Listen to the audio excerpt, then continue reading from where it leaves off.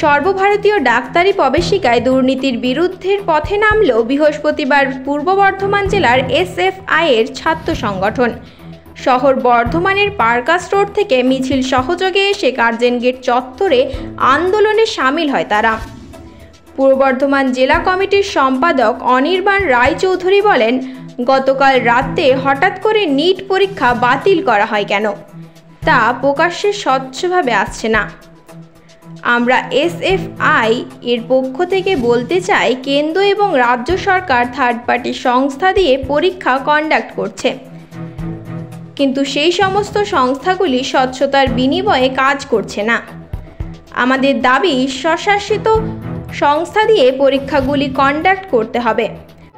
আজকে মূলত কিসের জন্য এই আন্দোলন, কাদের তরফ থেকে আন্দোলন, কোথা থেকে মিছিল করে এই আন্দোলন করা হয়েছে? ভারতের ছাত্র ফেডারেশন পূর্ব বর্ধমান জেলা কমিটির পক্ষ থেকে আজকে মূলত আপনারা জানেন যে সর্বভারতীয় ডাক্তারি প্রবেশিকা পরীক্ষা, এই নিট পরীক্ষার ক্ষেত্রে দুর্নীতি হয়েছে। আপনারা দেখতে পেরেছেন দুর্নীতি, আকাশ ছোঁয়া দুর্নীতি। যে ডাক্তারি নিয়োগ প্রক্রিয়ায় যে এই দুর্নীতি হতে পারে তা আমরা জানতাম না। এবং একইভাবে দেখতে পেরেছি একদিকে যেরকম ডাক্তারি প্রবেশিকা পরীক্ষার ক্ষেত্রে দুর্নীতি, সেরকম একইভাবে সর্বভারতীয় ক্ষেত্রে যে গবেষকদের পরীক্ষা, নেট পরীক্ষা, এই এনটিএ নেট গত দুদিন আগে এই পরীক্ষা কন্ডাক্ট করেছিল আমাদের দেশের সরকার, এইচআরডি মিনিস্ট্রি। কিন্তু গতকাল রাত্রিবেলা ঘোষণা করা হয়েছে যে পরীক্ষা গ্রহণ করা হলো ওই পরীক্ষা বাতিল করা হচ্ছে।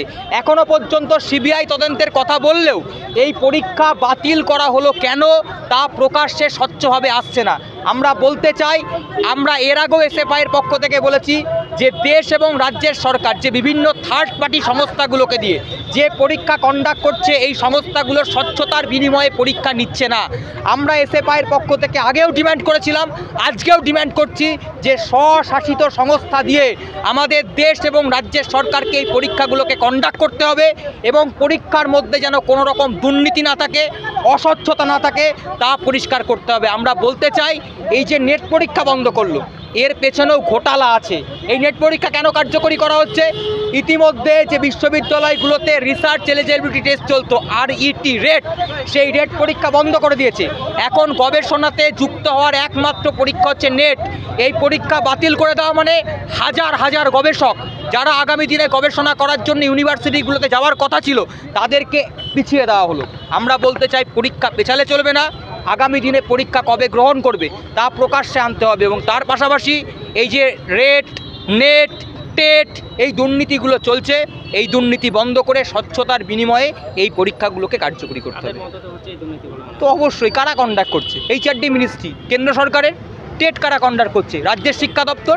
রাজ্য এবং দেশের সরকার দুজনাই আসলে চায় না গবেষণার ক্ষেত্রে নিয়োগ হোক, আসলে চায় না প্রাথমিক শিক্ষক নিয়োগ হোক, আসলে চায় না উচ্চশিক্ষা ক্ষেত্রে যারা যুক্ত হতে গেছে তারা রিসার্চ করুক, অধ্যাপক হোক।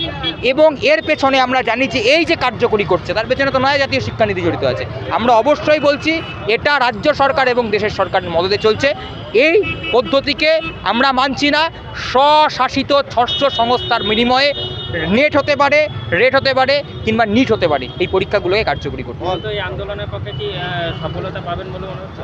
আন্দোলনের পক্ষে তো অবশ্যই সফলতা। আন্দোলন করেছিলাম বলেই তো আপনারা দেখতে পেরেছেন কোভিড লকডাউন পিরিয়ডে এসএফআইয়ের আন্দোলনের ফলে দীর্ঘ 2 বছর পর স্কুল কলেজ খুলেছিল।